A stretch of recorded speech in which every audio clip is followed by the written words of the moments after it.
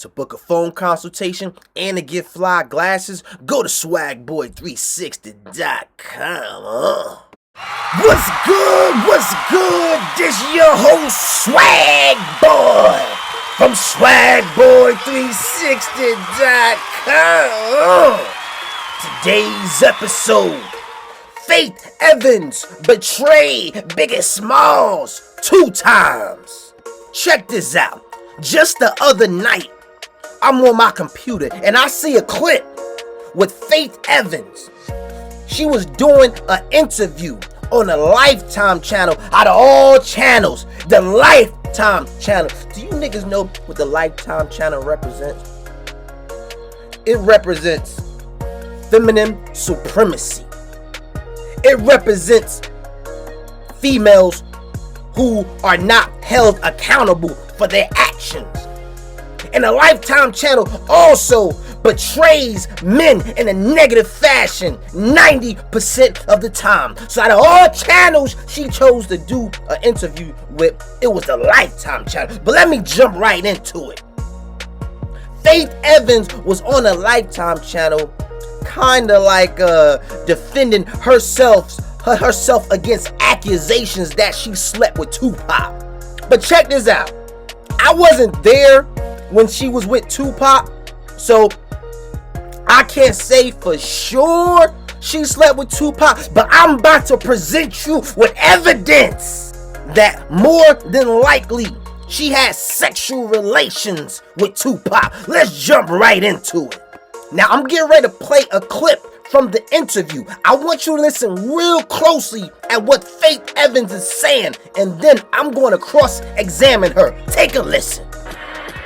While I was in Los Angeles, I was working on a new project with these girls, and one night we decided to go out to a club, and that was when I met Tupac at Hollywood Athletic Club. Actually, he was with Tretch, who I was already familiar with. Tupac told me he was a big fan and that he'd heard my music when he was locked up and that he would love to do a record with me one day, which I was pleasantly surprised. And, you know, I was like, oh, okay, that's really dope. Let me know. So we exchanged information. I knew that he had made some false claims about Big and the guys being involved in the shooting at Quad Studios. So here it is. Faithevans admits to exchanging personal information, phone numbers, right, with Tupac, a man that just accused your husband of setting him up to get shot at Quad Studios in New York. Why the hell, in your mind, did you not see that as a red flag? But that's not all. Listen to what else she says. He had been away from prison, and 9 months passed between the incident at Quad Studios and when I was in LA at that club and I met Tupac.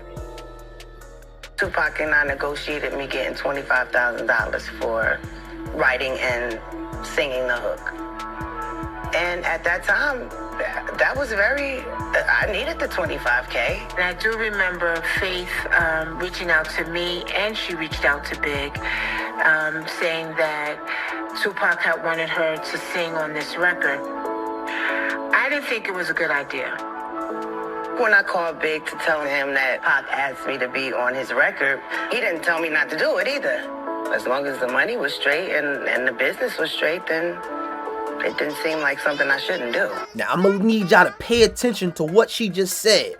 Now, and I'm going to also leave a link in the description box of this interview that I'm playing, right? Because the other lady that just came on and said, Faith said she was going to do a song with Tupac, I didn't think it was a good idea. That lady already said that she don't think it was a good idea. Now, you heard how Faith said she called Biggie and said, hey, Tupac wants me to get on the track. Notice she said Biggie didn't say not to do it either. But what else did he say, Faith? What else did Biggie say when you called him up and said, Tupac wants me to get on the track with him?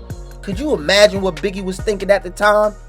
Could you imagine what he said to Faith at the time?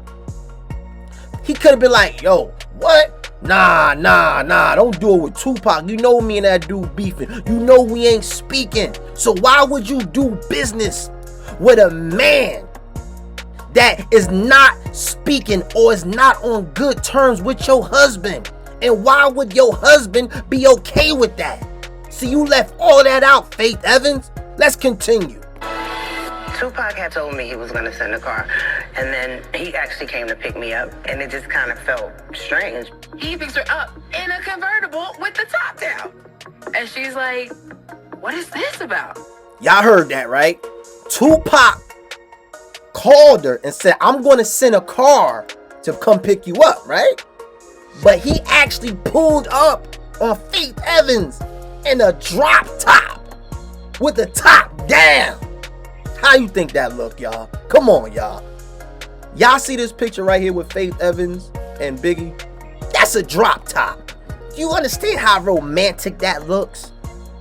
When you are driving, when a man is driving a car and has a female in the car in a drop top, they look like a couple, okay? I don't care how you want to look at it. From the outside looking in, they look like a couple.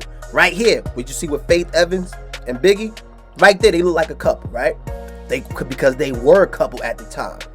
Now imagine Tupac driving the car and got Faith Evans in a drop top convertible.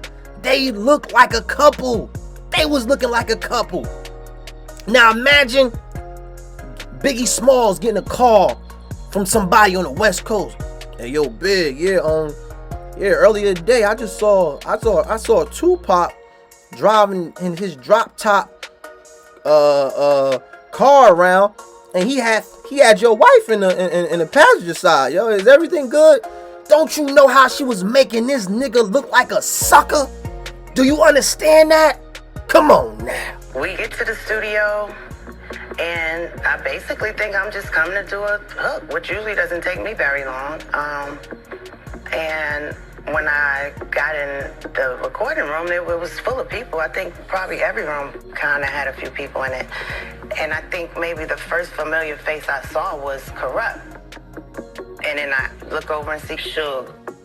So it was like, all of a sudden I realized, like, what the this is the Death Row studio. It's not like Pac was always on death row. He had been on death row for a few months at that point. He was in jail, Suge bailed him out, and as a condition of bailing him out, he was now on Death Row Records. Kind of all at once, it was like a combination of like surprise, a little bit of fear, a little bit of angst. Suge approached me and greeted me, said hello, said he loves my music. You know, I was kind of like not sure what to say other than thank you, because I was still in shock, because now I'm thinking about the Source Awards and Tupac getting shot at Quiet Studios. See, now this is where she want to play stupid at. She said once she got to the Death Row Studios, now she thinking about how Suge was talking stuff to Bad Boy at the Source Awards. Now she want to think about how Tupac got shot in New York at Quiet Studios. Now all of a sudden, now her brain seems to be working. But bullshit, you can't run that con game on me, Faith Evans, because guess what? You was right there. You played a witness to when Suge Knight was at the Source Awards, and he said this about Puff Daddy. I'd like to tell Tupac, keep his guards up, we ride with him.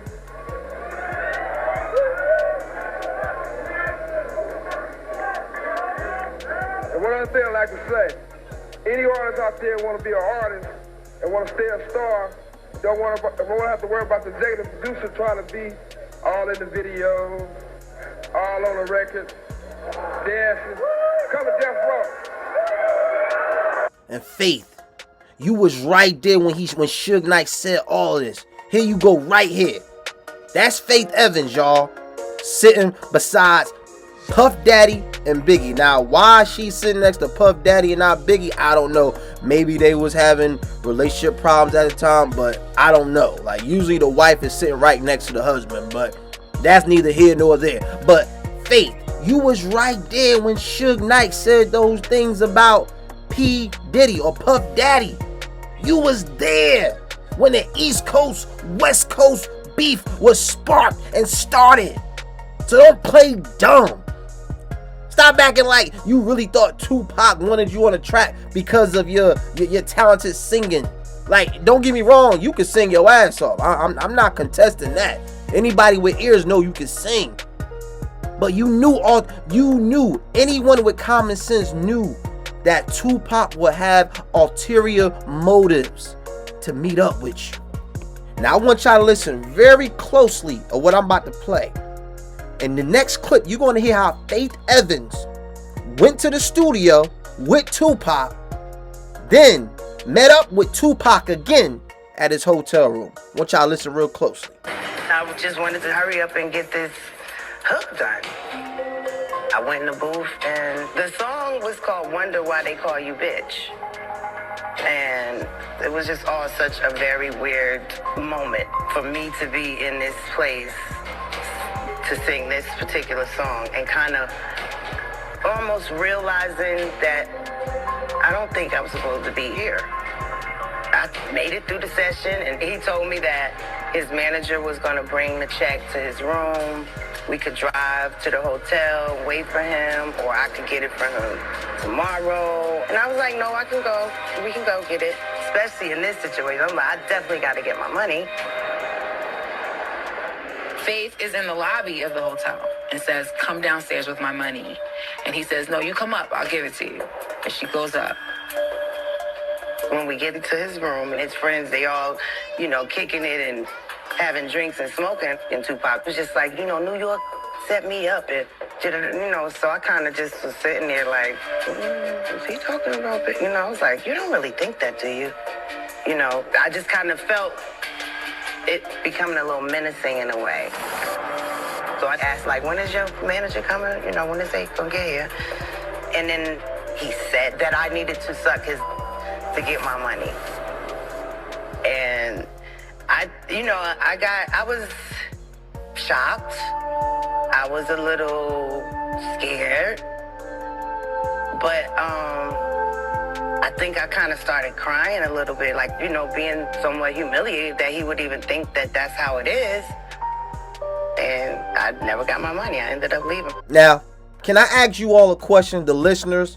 Does that shit make sense to y'all? Tupac tells Faith Evans to suck his dick if she want her $20,000. And she responded by crying. Who does that? Who does that? Now, I could see if he did that. I could see if he raped her and she started crying. I could see if he forced her to do something sexual and she started crying. But from her side of the story, her version of the story, all Tupac said was, you gotta suck my dick if you want this $20,000. And she started crying. It don't make sense, Faith Evans. Don't make sense. I think you did something. I think you did something sexual with Tupac, knowing that Tupac and your husband was beefing at the time.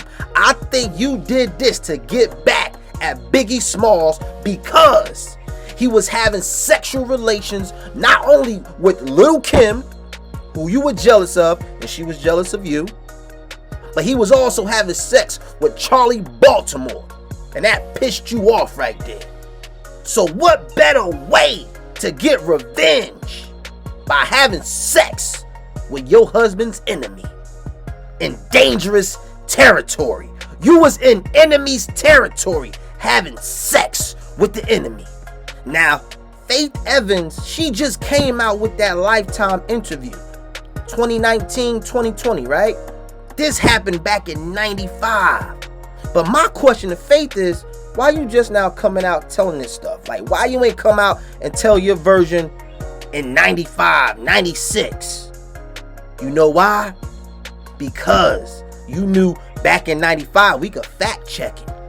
You knew back in 1995, had you lied and say, or came out in a public and say, oh, Tupac a lying mother effer, we ain't do none of that. You ain't do that because you knew you actually did something with Tupac. And guess what I found, Miss Faith Evans?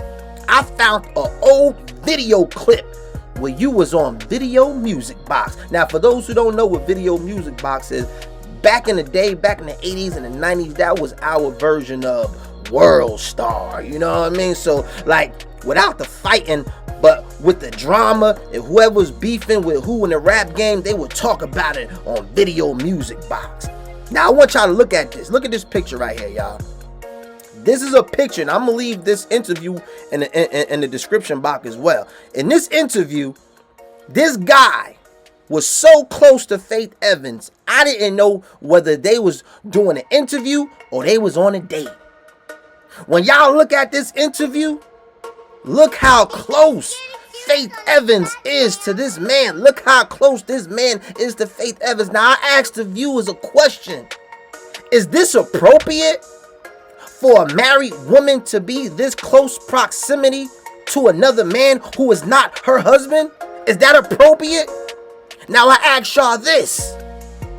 If she was this close to this man who was interviewing her in front of the camera, how close do you think she was to Tupac behind closed doors? Come on now. I'm talking to somebody. Somebody gotta hear this. But anyway, I want y'all to listen to the interview clip that I'm about to play when she was doing an interview months after the encounter with Tupac Shakur. Yeah, I'm here. Get to the point. All right, what's the situation with you and Big? What's the situation with you and Tupac? The LA situation. What's going on? Whoa. All right, you gotta Is there start any? at one point. Okay. I'm going through all of it.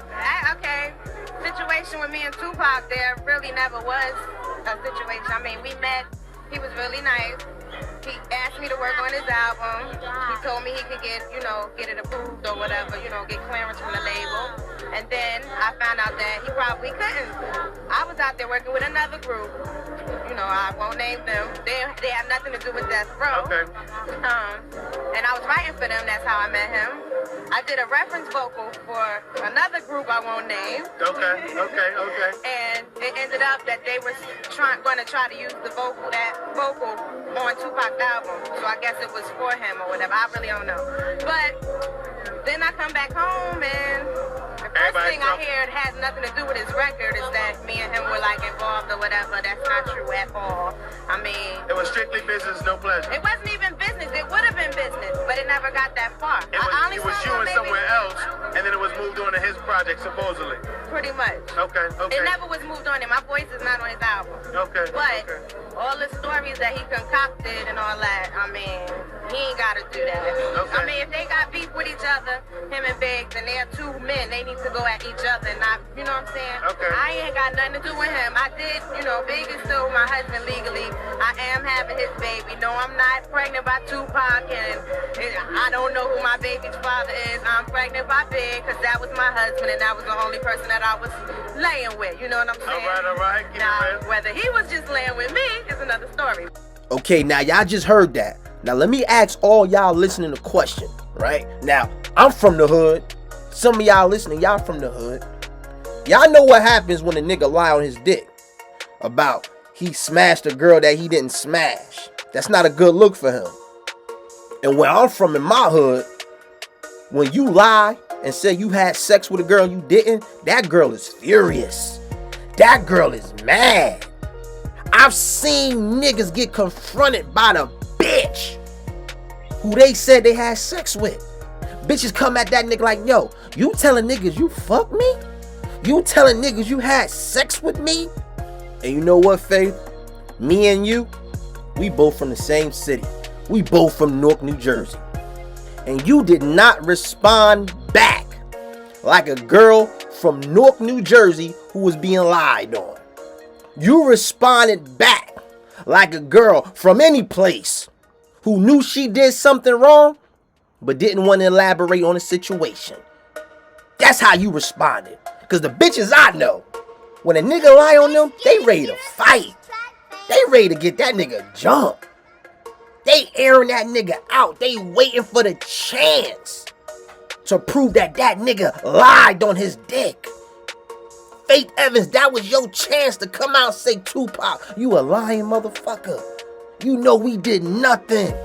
Tupac, how dare you lie on me? What type of man are you to lie on me? Stop playing with me. You did not defend your honor. Why? But you know what she did do in that interview, y'all? she took shots. Not at Tupac, but took shots at Biggie. You heard towards the end of that clip. She said, I was the only one sleeping with Biggie. I don't know if Biggie could say I was the only one he was sleeping with. She was taking shots. That's how you know she was bitter.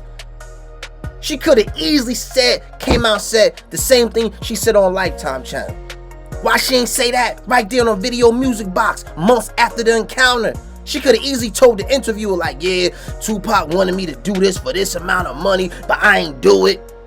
Why didn't she say that? Why is she waiting till almost 30 years later to come out with this fucking bullshit ass story? And this is another reason why I tell you niggas, like, just because a female get your name tatted on it, that don't mean a goddamn thing. Because when she was doing this shit with Tupac and all this, she had Biggiesmalls' name on her chest. Like, I was looking for it. Like, y'all can see it in the interview that I left in the description box. You can see when she was doing a Video Music Box. You can see it visibly. You know what I mean? Biggiesmalls, Biggie's name tatted on her chest. But she got that shit covered and got her other boyfriend name tatted on. You know what I mean? In replace of Biggie. You know what I'm saying? So this is why I tell you niggas, yo, you niggas be souped up and happy because a girl got your name tatted on it. That don't mean a goddamn thing. Tattoos do not mean loyalty, nigga. Like, straight up. Don't think you doing something because you got a bitch, because a bitch got your name tatted on it. That don't mean shit. She can still cheat on you. She can still dump your ass and still get that shit covered up with another nigga name. But let's jump right into how she betrayed Biggiesmalls again. Now, after Biggie died, right? Decades later, you know what I mean? She moved on. Now, you heard she admitted that she curved Tupac, meaning rejected Tupac's sexual advancements. So you telling me, and I want y'all to pay attention to the screen right now, she curved Tupac, but get this nigga some pussy? This nigga right here. She have sex with this nigga? You curve Tupac, but you won't curve this nigga. Now, a lot of y'all might be thinking, oh, well, she's moved on, she's happy, alright, cool, but out of all niggas, why this nigga? Stevie J. This nigga was in the same circle as Biggiesmalls back in the day, Faith. So now I'm thinking, how long have you and this nigga had a thing? How long have you been wanting to get this nigga some pussy? How long have you been eyeing this nigga? Cause Faith, don't tell me the bullshit like, oh, when you saw him before back in the day, you ain't think nothing of it, whatever. And now all of a sudden, decades later, now all of a sudden you attracted to him. Don't give me that bullshit. And Stevie J, you know that's some sucker shit. Because I ask you, if Biggie was alive, do you think you would do that shit to him? If Biggie was still alive, do you think you would be marrying Biggiesmalls' ex-wife knowing the type of close relationship you and this nigga had? Stevie J was there when Biggiesmalls was murdered in Los Angeles. Stevie J was there when he was in the studio with Biggie all the time, man. These niggas was close. I can't say if they was close friends, but these niggas was close. And you still go and marry the nigga that was close to your husband? Come on, Faith, that's some sucker shit. That's betrayal right there, man. So in closing, that's how Faithevans betrayed Biggiesmalls 2 times. And I also want y'all brothers to pay attention with something, because it's a pattern right here. Y'all see how the Me Too movement, the allegations, you see how the females who are lying on niggas, they come out 10, 15, 20 years later and said, oh, this man touched me inappropriately, this man raped me. And you see the pattern with Faithevans saying that, coming out 25, 30 years later saying Tupac lied on me, I didn't have sex with Tupac, defending their honor and shit. You know why they do this, y'all? Just like I said in the beginning of the video, they do this because the people who they are accusing of this stuff, They can't fact check it. It's been decades ago. It was years ago. And in this case, with Faithevans, the two guys that she's talking about are now deceased. But I wish when she was, I wish these people who do interviews, man, I wish they had niggas like me asking questions to these girls, man. Like, why were you there in the first place? You knew how Biggie and Tupac was beefing back then. Why would you go to Death Row Studios knowing the climate of the tension that was in the air? Why would you do that? See, I'm the type of nigga, I hold a bitch accountable of her actions. And so should you. That was today's episode. Like, comment, subscribe, and I'ma catch you in the next go round, my nigga. Hello.